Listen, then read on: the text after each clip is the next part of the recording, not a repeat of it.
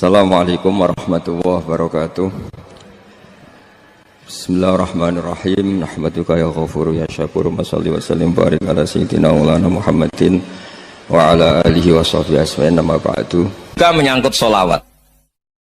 Orang boleh beda pendapat tentang redaksi sholawat. Ada yang sholli ala Muhammad, ala sayyidina Muhammad, Nabi Muhammad. Monggo lah, masalah redaksi saja. Tapi setelah dianalisis, Nabi itu Pak Rektor, jadi Nabi setelah Nabi Isa saking dihormatinya sampai dituhankan. Juga jadi Nabi yang ada cerita masih hangat, orang Yahudi itu bunuh Nabi. Jadi yang satu mendudukkan Nabi sedemikian tinggi sampai kayak Tuhan, yang satu menjatuhkan Nabi sedemikian rendah sampai dibunuh. Kayak apa susahnya jadi Nabi Muhammad SAW. Kemudian dengan gampang Hadaddin agama ini bikin syariat yang bernama sholawat. Redaksinya monggo lah sesuai tradisi masing-masing. Allahumma sholli ala Muhammad, Allahumma sholli ala sayyidina Muhammad, ala nabiyina Muhammad, monggo lah. Tapi yang jelas redaksi ini kalau didiroyah dikaji, Allahumma itu Tuhan, Tuhan itu pemberi. Wa Muhammadun wa in jalla qadruh abdun min ibadi. Muhammad apapun tinggi derajatnya tetap berstatus hamba. Sehingga agama ini terjaga oleh syihotus sholawat. Agama ini terjaga oleh redaksi sholawat. Yaitu Allah tetap pemberi sebagai Tuhan yang enggak tersaingi, la syarikalah. Rasulullah Muhammad wa injalla qadruh, apapun prestasinya, bisa mi'raj, bisa apa saja, tetap seorang hamba yang butuh muhtajun ila rahmatih. Jika redaksi Allahumma sholli ala Muhammad ini mengukuhkan yang Tuhan tetap Tuhan, hamba pilihan tetap hamba pilihan. Tentu dengan redaksi ini kemudian kita mendudukkan Nabi benar-benar posisi terhormat. Yaitu orang yang paling berhak dapat askat tahiyat, mendapat penghormatan Allah paling tinggi, yaitu Rasulullah Muhammad SAW. Dan itu diulang-ulang oleh Allah. Subhanalladzi asra bi'abdi. Status hamba ini diulang-ulang. Lagi-lagi ini bernama diroyah. Bernama apa? Contoh ketiga misalnya fihi ayatum bayinatum maqamu Ibrahim.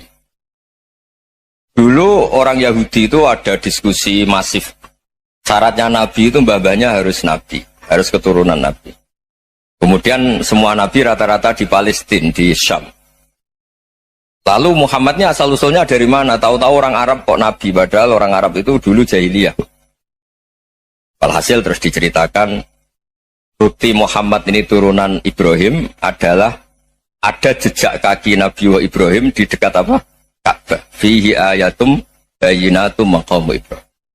Kalau Nabi Ibrahim pernah di Mekah, artinya beliau pernah meninggalkan turunan yang di Mekah. Yaitu bernama Nabiuna Muhammadun sallallahu alaihi wasallam. Itu disebut fihi ayatum bayinatum maqamu Ibrahim.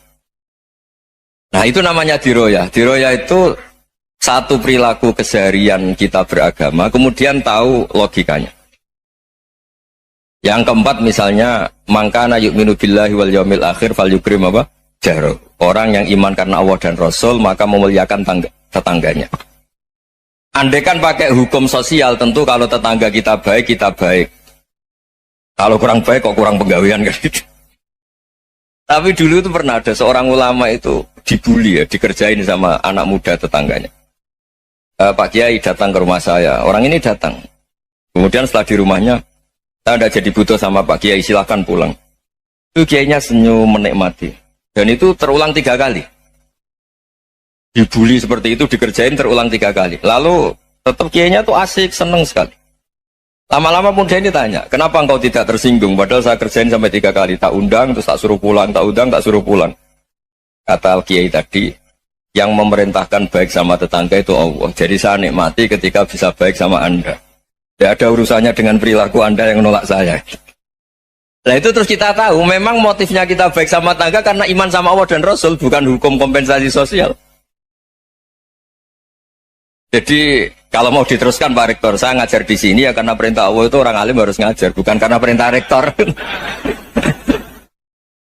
Kalau diteruskan.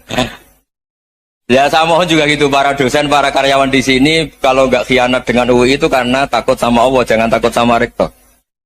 Kalau Anda baik juga karena Allah, jangan baik karena apa? Rektor.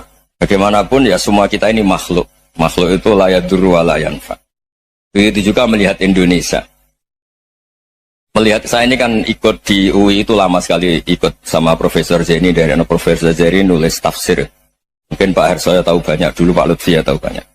Tapi saya memang nggak pernah terbuka karena ya memang nggak ingin sebenarnya. Kondisi ini kondisi darurat. Sehingga saya tahu cara berpikir Profesor Zaini, ya tahu komitmen beliau pada UI. Dan pendiri UI memang ya banyak yang dari tokoh NU, Muhammadiyah, dari tokoh-tokoh ormas yang lain memang didirikan banyak orang. Hingga UI memang nggak milik ormas apa tertentu. Dari satu sisi memang baik, nggak dikuasai ormas tertentu. Tapi nanti kalau keterusan ya nggak berbentuk. Ya sudahlah dikelola saja. Sambil-sambil jelas, sambil-sambil kadang nggak jelas, yang penting ikhlas tadi. Karena kalau terlalu asobia itu jadi repot. Kita ini yang nekuni fikih itu tahu, kalau tidak kuno itu madhabnya Hanafi. Kuno itu madhabnya Syafi'i. Tahu-tahu seakan-akan Imam Syafi'i itu NU, Imam Abu Hanifah itu Muhammadiyah. Padahal ini orang-orang yang sebelum NU dan apa? Muhammadiyah. Jadi kalau kita yang nekuni ilmu itu biasa saja dengan perbedaan. Tapi kalau orang-orang yang nggak siap dengan perbedaan itu sampai Allah disifati Ta'ala itu tidak terima. Padahal Ta'ala itu maknanya Maha Luhur, yang Maha Agung. Jadi ada seorang kiai kebetulan pidato pertama Pak Rektor. Assalamualaikum warahmatullahi ta'ala wabarakatuh. Di mubalik kedua ini nggak terima karena itu dianggap kita ada ta'ala. Hanya dia bilang Assalamualaikum warahmatullahi ta'ala wabarakatuh. Itu saking asobiahnya itu Allah ditambahi ta'ala itu tidak terima. Padahal ta'ala itu maknanya Maha Agung. Nah itu kan jadi repot kalau asobia gitu. Kalau kita ngadepi perbedaan itu biasa saja. Karena kita mungkin bacanya banyak, lihat hal-hal seperti itu ya biasa saja. Karena dulu itu perbedaan itu urusan sudut pandang. Ya saya ulang lagi, perbedaan itu sudut. Allah yang Tuhan saja sering didebat sama nabi-nabinya. Karena urusan sudut pandang apa? Saya beri contoh ya. Suatu saat Khalilur Rahman Ibrahim itu saatnya meninggal sama Allah, Israel disuruh. Israel itu Ibrahim saatnya meninggal, ambil nyawanya. Setelah datang ke Ibrahim, ya Khalilur Rahman Ibrahim, saya disuruh nyabut nyawa Anda. Itu Israel dipaksa mikir sama Ibrahim. Hal ra'aita khalilan yumitu khalilah. Kamu tahu orang yang mencintai kemudian bunuh yang dicintai. Itu logika agak benar. Akhirnya Israel kan gak biasa debat, kan gak dilatih debat, gak pernah ikut lomba UI debat ilmiah. Dia taunya nyambut nyawa aja. Kembali ke Allah. Ya Allah, kata Ibrahim, hal ra'aita khalilan yumitu khalilah. Masa kekasih bunuh yang dicintai ya. Tapi kata Allah santai. Bilang ke Ibrahim, hal ra'aita habiban yakrahu ayyalqa habibah. Masa katanya dia cinta saya, kemudian ketemu saya tidak berani. Israel mater lagi. Logikanya gini Ibrahim, masa yang dicintai sama yang ketemu yang dicintai nggak berani? Ya udah ketemu aja. Katanya yang meninggal itu. Artinya kamu bisa saja GR tidak mati-mati karena merasa dicintai, atau ingin mati karena mencintai. Nah maksud saya dalam hal-hal seperti ini orang UI pasti nggak jelas. Katanya cinta Allah suruh mati ya nggak mau. Nggak jelas kan? Dibilang nggak cinta juga nggak mau. Tadi dibilang cinta kalau ukurannya mati juga enggak mau. Nah, tapi dalam banyak hal enggak jelas itu penting Pak Rektor. Penting sekali. Buatan Buyan, saya beri contoh sekian ilmiah, enggak jelas itu penting. Rasulullah SAW itu dalam banyak hal itu disuruh Allah, memang disuruh supaya ngambil sikap seperti itu. Karena Allah itu punya otoritas penuh untuk bikin orang itu baik atau enggak baik. Wahsy itu yang membunuh Sayyid Hamzah, orang paling dicintai Nabi, di antara yang dicintai Nabi. Qatalahu Wahsyun, dibunuh oleh Wahsy. Nabi secara basarnya itu gak suka sama Wahsy. Sampai cara lahir ya ingin corong Jawa, ingin masuk nol. Tapi apa kata Allah? Laisa laka minal amri syai'un aw yatuba alaihim aw yu'adzibah. Itu tidak wilayah kamu Muhammad. Malah Wahsy dikasih tobat sama Allah. Khalid bin Walid, itu perang Uhud kalah, itu karena ide brilian Khalid bin Walid. Pas itu masih panglima kafir. Yaitu pura-pura kalah, ghanimah dilepas, sahabat turun, pasukannya naik, walhasil orang Islam kalah. Khalid bin Walid akhirnya juga masuk Islam. Orang yang secara basariah Nabi itu gak siap. Kebalikannya juga ada. Sa'labah itu orang sampai dapat gelar Hamamatul Masjid. Ini pas ngaji mesti ingat. Salah. Dia di masjid terus. setiap habis salam tuh lari karena istrinya nyuwun sewu masih berpakaian yang tidak pantas. Kenapa engkau terburu-buru pulang? Pakaian yang dipakai istri saya sekarang saya pakai. Ya pakaian sarung itu kayak Pak Rektor kan fleksibel. Ini khusus mau Ramadan, tidak akan sarungan terus, gak usah khawatir. Jadi ini tadi sudah perjanjian, saya yang kiai celananan, beliau yang rektor pakai sarung. Jadi iya. Supaya itu barter madhab. Tapi hanya sekali ini aja, bukan. Jadi jangan diharapkan ini jadi tontonan terus-menerus. Dan ini barter madhab. Saya sama Profesor Kores juga sering gitu. Saya pakai sarung yang dihadiahi beliau pakai sarung yang dihadiahi saya. Memang itu tradisi Islam. Tahadau tahabu, kamu saling memberi hadiah maka kamu saling mencintai. Bukan riswah, bukan riswah. Walhasil terus Sa'labah ini buat saya didoakan Nabi supaya saya kaya, supaya tidak sering ganti-ganti pakaian seperti ini sama istri saya. Jangan-jangan kamu miskin itu lebih baik. Ngotot minta didoakan. Didoain Nabi kaya, terus lama-lama ninggal sholat, ninggal jamaah. Itu Allah belum tersinggung. Yang mulai Allah tersinggung itu kan saya sering fatwa di mana-mana, sering memberi saran.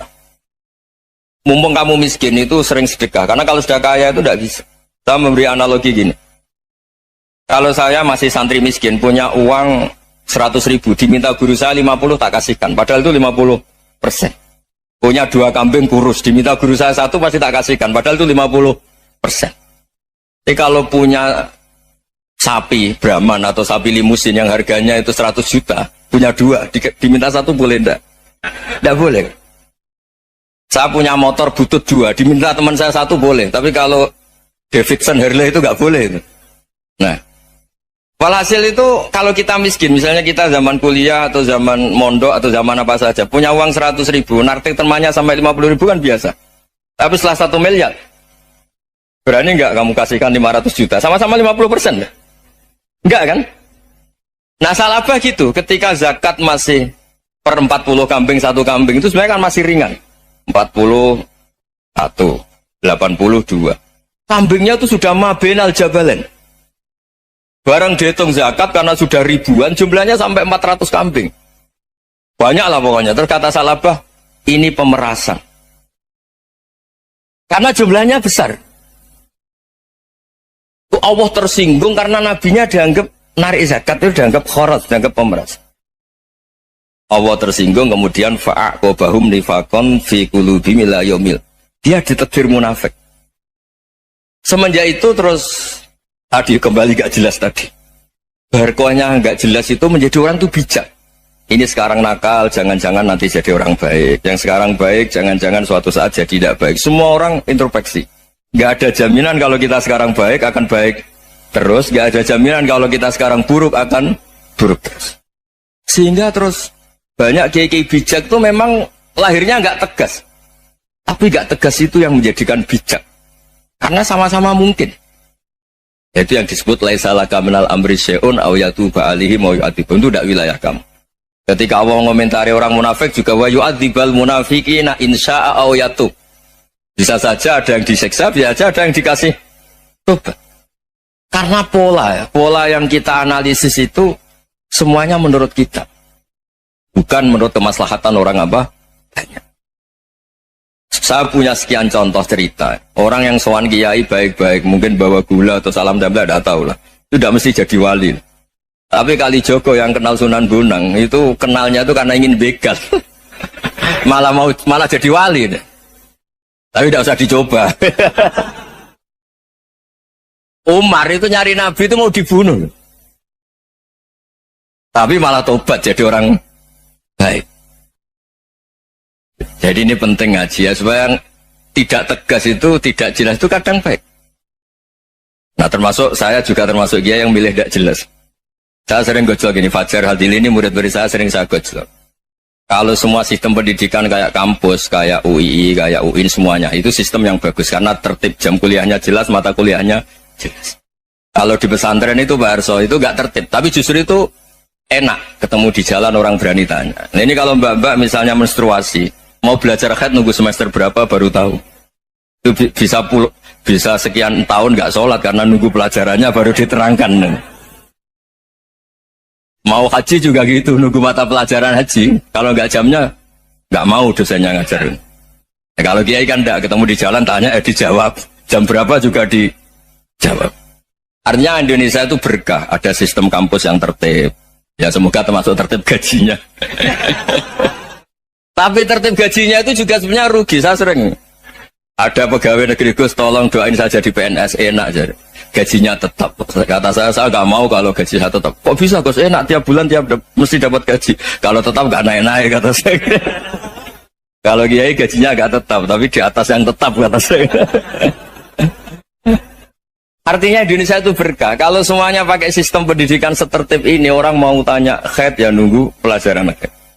Bab haji ya nunggu pelajaran haji. Tapi kalau ketemu kiai itu enggak. Ya pokoknya saya pernah di pasar, Gus mau tanya. Tanya apa? Anak saya keluar darah terus gini-gini. Padahal biasanya khaid hanya 7 hari gini-gini. Ya sudah, kembalikan ke biasanya, rudat kilal adat.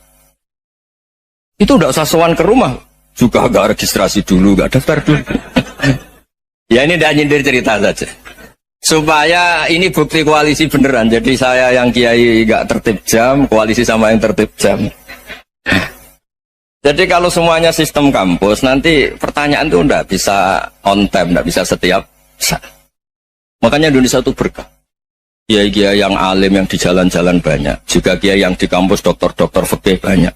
Yang nekuni ilmu umum ya banyak. Macam-macam. Itu masalah itu kalau saling mengadili itu baru masalah. Misalnya kiai ngeluh, nggak enak jadi kiai, tidak punya gaji tetap. Yang dosen ngeluh, nggak dicium tangannya. Karena memang unik Indonesia itu. Kalau guru fikih kok dosen itu tetap nggak dicium tangannya. Karena pikirannya anak-anak itu sudah bayar suruh nyium.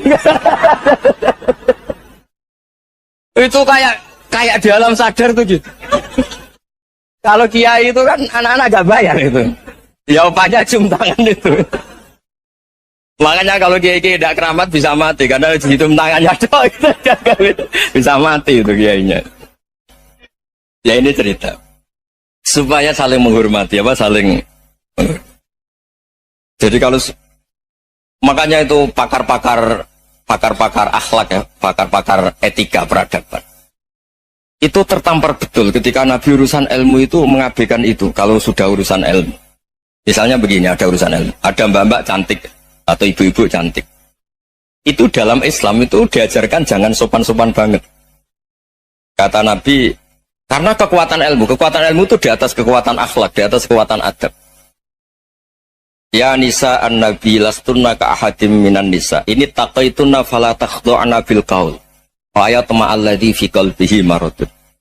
Misalnya ada babak cantik, menarik, kemudian sopan misalnya sama Pak Fajarin sama dosen-dosen. Monggo binara. Wah itu bahaya pikirannya kemana-mana itu. Orang yang imannya pas-pasan, berarti mau. Maksud saya kalau cantik, menarik, ketemu di jalan, biarin aja dosennya mau kemana, biarin aja. Gak usah dihormatin. Kalau dihormatin, Pak mau kemana sadarian no bisa bahaya. Nah, biarin aja. Kalau tanya, Dek ini alamatnya mana? Cari sendiri Pak. Karena hanya dengan cara itu, si Pak dosen ini gak kepikiran. Gak ada orang suka, orang kedus itu gak akan. Tinggal sudah cantik, sopan. Wah bisa pikirannya macam-macam. Itu ilmu. Fala takhdu'na bil qaul. Kamu jangan terlalu lirih kalau ngomong. Fayat ma'alladhi fi qalbi maradun. Orang yang pikirannya masih kotor pasti berpikir yang negatif. Anda mungkin demi sopan sama dosen Anda. Tapi sejauh mana dosen Anda juga berpikir positif. Itu kan uji iman sama uji nyali. Nah, sama pejabat yang sopan sama kiai mungkin punya Alphard, punya Robicon, punya terus bawa uang banyak. Terus sama kiai cium tangan hormat. Jangan-jangan kiainya yang pikirannya macam-macam. Ini berarti bisa jadi muhibbin potensial misalnya. Nah, saya ini termasuk kiai yang pengagum ilmu. Sehingga saya sama orang yang medit, yang kikir sama saya itu saya senangnya bukan main. Kenapa? Karena kalau orang medit itu gak berhak nuntut. Tapi kalau orang lomo 1 juta minta surga, 2 juta ya minta apa? Surga. Gus, salam tempel 200.000 aja kadang minta surga. Tapi kalau yang kikir-kikir ya sudah salaman tok sudah. Gak minta apa-apa, kan dia tahu diri, gak bayar kok minta. Maksud saya Islam itu luas, dinikmati saja, Pak. Dinikmati saja. Nah itu diroya, maksudnya itu diroya. Diroya itu kamu tahu aturan Islam itu kamu harus yakin khairihi wa syarrihi minallah. Semua itu ujian, tapi kemudian dikaji. Makanya saya ini termasuk pengagum Imam Syafi'i. Imam Syafi'i itu dikasih tahu. Tadi orang yang di depan engkau cium tangan hormat itu di luar ngomong-ngomong, ngata-ngatain Anda. Imam Syafi'i tertawa-tawa sewenang. Loh, ada ini dikata-katain di luar kok. Kok tidak kamu anggap munafik malah tertawa. Berarti saya wibawa, di depan saya agak berani. Dianggap enteng saja. Dibilangin, sebagian orang kampung sini nggak suka sama engkau. Baguslah, tidak akan lu pinjem uang sama saya. Di mana-mana orang pinjem minta tolong itu karena seneng. Kalau benci kan enggak. Intinya dianggap enteng saja. Yang terjadi di dunia itu semuanya dianggap enteng saja. Man asa ilaika faqat atlakoka. Yang berburuk sama kamu itu membebaskan kamu. Coba kalau akrab, titip. Ya misalnya akrab sama Pak Fajar. Bilangkan ke Pak Rektor, sangkap atau jadi guru tetap atau apa, kan ribet. Kalau tidak cocok kan nggak minta apa-apa. Makanya hati-hati Pak Rektor sama yang akrab-akrab. Itu dulu saya juga nggak paham. Di antara wasiat Bapak yang sering diulang-ulang tuh itu. Suatu saat kamu jadi kiai, ngelola orang nggak seneng tuh gampang. Sudah, situ orang lain. Tapi kalau ngelola orang nggak orang seneng tuh repot. Mintanya aneh-aneh. 100.000 aja minta surga. Hanya teman tenis saja minta naik jabatan. Intinya itu ya sudahlah dikelola. Yang seneng ya berkah, mungkin teman berjuang, teman diskusi. Yang nggak seneng ya berkah, karena ini tidak minta macam-macam, enggak seneng. Nah itu namanya diroya. Diroya itu satu kajian keilmuan yang menjadikan kita ini nyaman dengan riwayat-riwayat, panduan-panduan dari Rasulullah Shallallahu Alaihi Wasallam kayak tadi. Kenapa sih tentang baik sama tetangga, baik sama tamu? Hitung-hitungannya itu mangkana yu'minu billahi wal yaumil. Saya pernah dicium sama orang miskin yang akut miskin betul. Itu tak ajarin Anda ini lebih hebat ketimbang orang-orang kaya. Misalnya gini. Misalnya ada komunitas rektor atau kiai besar. Saya ini kata orang banyak termasuk kiai besar. Mungkin kalau pinjam uang itu karena mau beli mobil, aksesoris mobil, karena kita kiai top atau rektor atau orang-orang top. Kalau sesama orang miskin itu pinjem-pinjemannya itu urusan beras, itu urusan nyawa. Keren mana? Nyelamatkan nyawa sama aksesoris mobil. Nyawa. Jadi pahala kamu pasti lebih besar. Itu senengnya jadi orang miskin terus keterusan sampai sekarang. Itu, lo coba kalau menteri sama menteri, rektor sama rektor, kira-kira pinjamannya apa Pak Arso? Kan kalau mau beli mobil atau mau umroh VIP, pokoknya yang keren-keren ya. Kalau orang miskin pinjam karena apa? Makan kan? Beras kan? Makanya kalau yang sedang miskin monggo lah, kalau ingin teruskan. Maksud saya Islam itu seenak itu. Islam itu segampang itu. Sudahlah yang sedang miskin ya keren. Karena sekali sosial itu urusannya apa? Nyawa. Tapi kalau miskin semua ya Indonesia bisa tutup kan. Ya sudah yang kaya-kaya itu saya menyelamatkan Indonesia karena bayar pajak yang menjadikan Indonesia berjalan. Tapi ya dipakai yang benar. Nah, begitu seterusnya. Ada kiai miskin cerita ke kita. Terus enak jenengan alim, terus punya santri banyak, bisa ngajar di mana-mana. Saya bilang, hebat kamu. Dia hidup di daerah tertinggal. Itu yang diajarkan kan hanya tauhid. Kan nggak mungkin desa tertinggal baca fikih perbandingan madhab. Kan nggak mungkin. Oleh angka-angka Pak Fajar, Pak Sadali kan nggak mungkin. Fikih perbandingan apa? Madhab. Menyorot madhab dunia. Kayak angka-angka itu kan nggak mungkin. Tapi pertanyaannya, yang menyelamatkan masuk surga itu tauhid apa perbandingan madhab? Tauhid. Ini hanya mengajarkan fardu kifayah sunat-sunat. Ini Anda mengajarkan fardu ain. Surganya dulu kamu. Oh terus senangnya jadi kayak gitu. Karena yang diajarkan apa? Tauhid. Sementara kita yang gaya-gaya ini ajarkan perbandingan apa? Ada studi banding ke Al-Azhar kemana-mana. Ini enggak tauhid. Dari orang nyembah pohon jadi nyembah Allah Ta'ala. Keren enggak? Keren. Jadi terus kayak gitu sama saya senangnya bukan karena tak bela. Tapi ada yang agak kurang ajar, tanya saya. Kalau itu hebat, kenapa Gus gak mau jadi kayak gitu? Waduh. Wah ya repot kalau pertanyaan. Terus tak jawab, kalau saya jadi kayak gitu, kamu ngangsu ilmu dari mana coba? Ya dari jenengan ya, kalau sama gobloknya tidak bisa. Ya sudah, Gus aja yang jadi kiai besar itu. Maksud saya, ya sudahlah kita begini seperti yang saya ajarkan di sini, saya sarankan supaya orang itu tahu. Ini namanya diroyah, apa? Makanya kata Imam Ghazali itu kalau kamu ingin sopan gampang melihat anak kecil, wa aqallu min dzamban, dia dosanya lebih kecil. Karena masih kecil kan, tentu secara dosa enggak banyak. Kalau melihat orang yang tua, wa aktsaru minni ibadatan, dia tentu ibadahnya lebih banyak karena umurnya lebih banyak. Sehingga terus semua orang lain tuh di depan kita itu hebat. Ya semua orang lain sama, misalnya Pak ini rektor, Pak Fathul Wahid rektor, tanggung jawabnya lebih banyak, berarti pahalanya lebih banyak. Tapi sama, ketika melihat Nyon Sewu, melihat pegawainya yang secara lahir di bawahnya, ini tanggung jawabnya nggak banyak, pasti salahnya juga enggak. Itu yang diajarkan Rasulullah SAW, sehingga enak lah. Tapi kalau kita melihat orang lain selalu salahnya, itu pecundang. Allah saja tidak seperti itu kan, amal baik ya ada khairan, amal buruk ya ada saron, semuanya dilihat oleh Allah Subhanahu wa Ta'ala. Saya itu punya teman Gus, agak beling, agak seenaknya. Dulu miskin. Wah itu seenaknya betul. Kayak kenal Tuhan. Tak tanya, kenapa kamu seenaknya? 1 bulan tuh labanya bisa 200 juta sampai 500, sampai 1 miliar. Saya itu Gus, setelah duha itu perkembangannya bagus. Salah duha itu. Saya pernah miskin kan, kata apa? Ingka rezeki fisama wa ingkana qalilan, ya kalau fisama fa'anzilhu, terus wa ingkana qalilan fakasirhu, kalau sedikit perbanyak. Ini trennya sudah benar semua.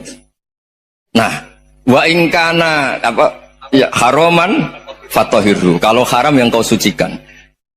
Makanya saya seenaknya, kalau qalilan sudah fakasirhu, paling trennya yang enggak benar juga fatahirhu kata Mas. Dia yakin kalau yang enggak benar-benar sudah disucikan Allah, karena yang lain-lain sudah. Dari miskin sudah kaya, qalilan sudah fakasiru, paling yang haroman juga sudah fatohiru gitu. Tak tanya, lah kamu kok tahu? Polanya sudah ada Gus, karena sang qalilan. Kamu sembrono sama Tuhan kok begitu kan? Tapi apapun itu, seneng saya. Seneng saya sering salah teh, makanya saya mohon yang sekarang miskin, sedang miskin itu ya tidak usah nyesal banget-banget. Kalau ingin kaya monggo lah, namanya orang juga ingin. Ya, tapi Anda harus bangga. Sosial antar kalian adalah urusan nyawa dan itu pahalanya luar biasa. Supaya kita, nah yang kaya-kaya juga boleh GR lah karena pembayar pajak. Dan itu bisa menyelamatkan apa? Indonesia Raya. Begitu seterusnya. Itu yang diajarkan Nabi, antawadhu hatta la yabghiya ahadun ala ahadin. Kamu semua harus tawadhu sehingga antar kalian tidak saling tidak sopan, tidak saling liar, tidak saling mendolimi. Termasuk tadi sikap gak jelas tadi. Orang dolim yang sekarang dolim bisa saja tobat, yang sekarang soleh bisa saja nanti. Semuanya itu mungkin. Kita diajari ya muqallibal qulub tsabbit qalbi ala dini. Jadi keliru kalau kita dalam banyak harus tegas, gak mesti. Al halalu bayyinun wal haramu bayyinun. Tapi ada wa bainahuma umurun mustabihat. Ada yang wilayahnya itu abu-abu. Misalnya ada perempuan cantik, misalnya contoh paling gampang. Kalau kamu ajari secara serius, kamu bisa saja tergoda jadi fitnah. Tapi kalau orang soleh gak berani ngajarin, kemudian digunakan orang fasik, malah menjadi orang nakal, kita juga tanggung jawab. Kamu mau tegas gimana? Wilayahnya sama-sama mungkin. Wilayahnya sama-sama mungkin. Yang dekat pejabat mungkin terkontaminasi KKN. Tapi kalau pejabat gak dekati orang soleh, punya perilaku yang gak soleh, yang repot juga Indonesia kan? Nah hal-hal seperti itu kita tidak perlu ngambil sikap. Maksudnya nggak usah ngambil sikap, ya kita buktikan kalau milih satu madhab, kita buktikan semuanya lebih baik, semuanya lebih bermanfaat, semuanya lebih berperadaban. Karena nggak bisa dihindari wa bainahuma. Termasuk nyuwun sewu, saya mohon maaf sama mulai Pak Harso, Pak Lutfi sampai Pak Fathul Wahid. Saya ini termasuk kiai yang nggak suka dekat sama orang-orang top. Bukan karena hasud. Memang konstitusi kiai harus gitu, la tamuddanna ainaika. Kenal orang lebih tinggi itu kan resiko. Misalnya saya kiai desa, mungkin punya keri tua sudah seneng, punya kijang tua sudah seneng. Gara-gara kenal Pak Wahid naik Camry, waduh kok saya kalah itu. Kenal orang itu kan resiko. Mungkin dosen-dosen sini kalau kenal saya di Rembang juga resiko. Di sini gak ada cium tangan, melihat saya di sana, wah gak enak jadi dosen. Jadi memang harus dibatasin. Sekiranya mungkin orang terus, karena la tamuddanna ainaika ila, kamu jangan sering melihat orang lain yang mungkin secara lahir dapat nikmat yang lebih tinggi timbang Anda. Kalau kamu nggak bisa ngelola hati Anda bisa hasut, Anda bisa dengki. Paling tidak Anda bisa ada syukur. Saya itu sering didolani pejabat. Juga sering melihat pejabat di TV-TV. Naik mobil aja ada yang naikkan. Bahkan kalau wudhu itu anduk aja ada yang bawa. Itu kalau yang nggak kuat, wih naik jadi pejabat. Ya makanya terus konstitusi Kiai itu mengatur, sudahlah, mata kamu itu kamu batasin. Jangan melihat sesuatu yang potensi ya, potensi menjadikan Anda tidak nopo syukur. Gara-gara Nabi Dawud itu terlalu nopo lugu. Kan masyhur itu ada seorang perempuan cewek diperkosa 3 tokoh. Kila 4, pokoknya 3 aja diperkosa 3 nopo tokoh. Bareng cawe wedok niku hamil, jadi gunjingan. Dilapor ning Nabi Dawud. Sebenarnya 3 orang ini tersangka, 3 orang tokoh ini tersangka karena disebut perempuan tadi. Misalnya yang merkosa aku si A, si B, si C. Bareng pas niku Nabi Sulaiman cek umur 13 tahun. Bareng neng mahkamah Nabi sinten Dawud dibenarkan napa wong lanang telu wae. Perkarane ora ngaku, ora ana bukti. Tetapi pangeran kersakno iku lucu. Wong telu mau terakhir malah muni ngene. Wah, paling diperkosa asu niku. Maksudnya paling sing merkosa napa asu. Barang Bali cawe itu tersiksa. Tersiksa terus napa jenenge Nabi Sulaiman ngendikan ngene.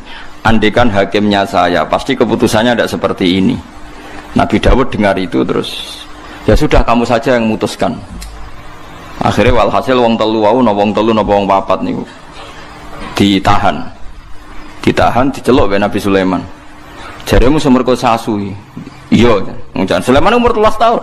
Rupane biasune kuwaget ana rupa. Abang wis dipisahno neh. Dadi gak bareng ditanya. Ya model polisi kan. Mestinya polisi sing model Sulaiman wong di. Dicelukne sing sitok. Jare muni asune apa? Putih ya. Terakhir muni asune napa? Ireng. Bareng dikonfrontasi kan gak janjian dikonfrontasi, jawab sitok muni putih, sitok muni ireng. Sitok muni apa? Jare roh kabeh wong telu roh bareng, jare serentak roh bareng dadi seksi aja iku diperkosa asu. Jare roh serentak bareng diperkosa asu kok wong telu muni asune sitok muni abang, sitok muni putih, sitok muni napa? Ireng. Akhirnya ketok goroe terus dihukum. Lah gara-gara kecerdasan sinten Nabi Sulaiman wa lewat rekayasa iki darane napa fahamnaha Sulaiman. Terus diuji lagi.